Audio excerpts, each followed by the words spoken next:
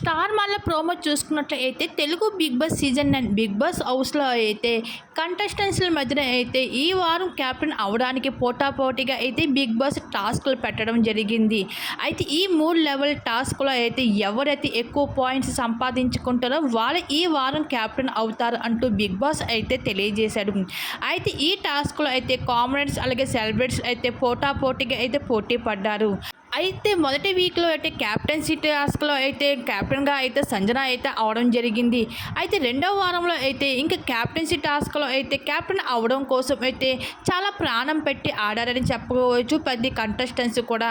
అయితే ఈ టాస్క్లో అయితే శ్రీజ, ప్రియా అలాగే ఆర్మీ పవన్కి అయితే తొలగించడం జరిగింది చివరిగా అయితే ఈ టాస్క్లో.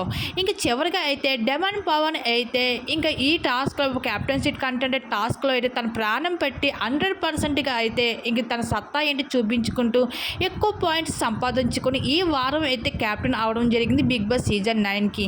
మొత్తానికి అయితే డెమాన్ పవన్ అయితే ఈ వారం క్యాప్టెన్ అవడం జరిగింది. దీని మీద మీరేమనుకుంటున్నారు? మీ అభిప్రాయం తప్పకుండా కామెంట్ సెక్షన్ షేర్ చేసుకోండి.